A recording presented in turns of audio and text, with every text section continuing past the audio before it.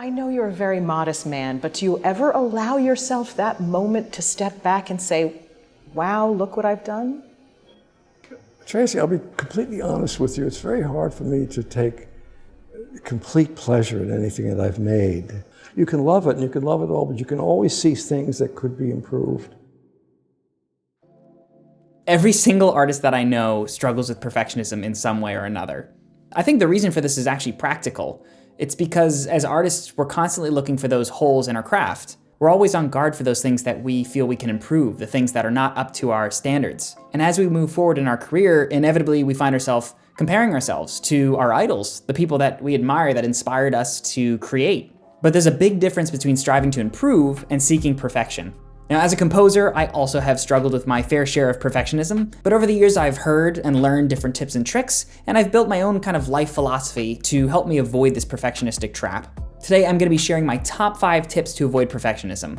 Before we jump into this video, let's just do a little housekeeping. I wanna welcome all the new subscribers who came here from the Why the Lion King Makes You Cry video. I really appreciate you sticking around, and I hope you find this video and my future ones useful to your own creative projects. At the time of me recording this, we are like 20 subscribers away from 40,000, so we may already be at the giveaway at this point. Now, I was originally gonna give away a keyboard, but I'm realizing this is gonna be really problematic if I have subscribers who are not in the US. So for all you special people who tuned into this video, I'd like you to go ahead and vote for what you'd like the reward to be. I'm thinking a gift card or maybe some kind of a voucher to a VST company or a music instrument company, but you'll see the options above in the card. You can vote there. I'll be uploading a separate video on the giveaway so you know how to enter and potentially win that sweet, sweet prize. And lastly, if you're not part of the channel, what are you doing? You can subscribe for more content like this, and if you enjoy, please leave a like at the end of the video.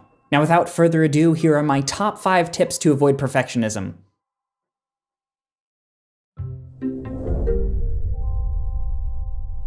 If you saw my previous video on Parkinson's law, I discuss how we tend to fill the space that we're given. In a creative setting, that means that we're basically gonna use as much time as we've got to make a project. Without a deadline, you just find yourself kind of ruminating, and you set up this expectation that it's not gonna be done until it's right or perfect. By setting a deadline, you kind of just bypass this whole rumination period. You don't give yourself that time, and I highly recommend giving yourself less time than you need. The other reason I think it works so well is because as creatives, we tend to get really excited about ideas in the beginning. As time goes on, we're gonna lose some of that initial spark of excitement we had, and maybe start to criticize a little bit more, or lose interest in the project. It's certainly the case for me. I have this huge spark when I first start something, and then I find it kind of diminishing and diminishing and diminishing until by the end of the project, I'm banging my head against a wall saying, please let me be done. By keeping these deadlines concise and short, you bypass your criticizing brain, you kind of just have to get it done, and you maintain more of that impulse and that spark that drove you to start in the first place. You know, I'm just as guilty as this as anyone else, but I oftentimes find that I want to learn this new thing, I want to improve a skill, and so I give it a crack, I get started, and then when the going gets tough, I kind of just drop off. I say, well, I guess I learned everything I needed to learn. But I don't think that's true. I think you really learn when you finish something as opposed to just starting it.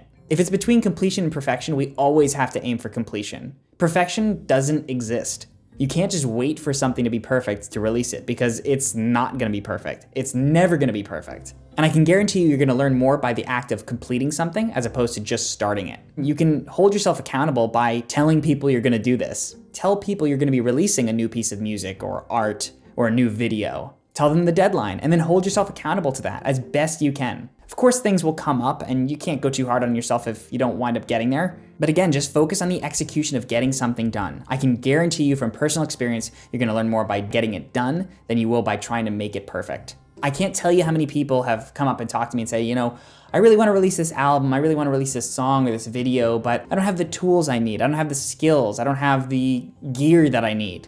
The point is not to wait until you're ready. You're never gonna be ready. You simply have to do it. Have you ever noticed how some really influential minds always wear the same clothes? Steve Jobs always wore a black shirt and jeans. Einstein always wore a gray suit. And Jimmy Neutron always wears that sick red shirt with the atom on it. There's a reason why creative people do this. As we go through our day and our work and our personal life, we're constantly presented with choices and challenges. There's so many choices and challenges that we don't even recognize that some of them are choices. I'm bringing this up because as we approach our work, we have to understand that we're going to be presented with a lot of challenges and a lot of questions. If we have this perfectionistic mindset, we're not going to move on through each challenge until we're satisfied. But that can very quickly create some problems. Not every challenge is equal. Not every problem to be solved is equal. And if we spend equal energy on each task and each challenge that comes our way, we may not have any energy left for those important decisions, the decisions that matter, that could change our art dramatically. So this involves some macro versus micro thinking. We have to always be looking at the big picture, even when we're caught up in the details. The way I do this is if I catch myself working on one little task for more than maybe like 5 minutes, I'll stop what I'm doing, I'll ask myself, is this constructive? Learn when it's time to stop and move on. And you can always come back and address a problem later, but save that creative energy for those important macro decisions. Establish the priorities as you go and learn to stop, reflect, and take a step back when you find yourself getting caught up in the nuance.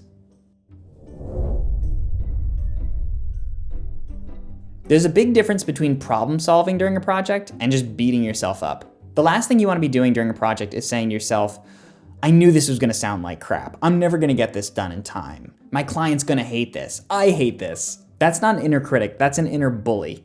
The only kind of criticism you should apply on yourself is constructive criticism. And even that should be applied primarily after your project's done. A lot of businesses apply constructive criticism into their own companies in something called a retro. In a retro, they look back at either a year's work or a project they just finished, and they establish what worked, what didn't work, and what they would do differently. I do this project to project as well as on bigger ideas and concepts I have for my career. When I've finished something and I've had a little bit of time to kind of decompress, I look at it and I say, what did I do well on this project? What didn't go quite the way I wanted it to? What took way more time than I think it should have? How could I be more prepared for the next project? They're all great and important things to address, but not during your creative process, after your creative process. If you're in the middle of a project and you find yourself kind of beating yourself up like this, just say, you know what? I'm gonna save this for later. Right now, I'm gonna focus on getting this project done, and then we'll talk about the things that worked or didn't work. Again, don't wait for perfection. It's not there, I promise.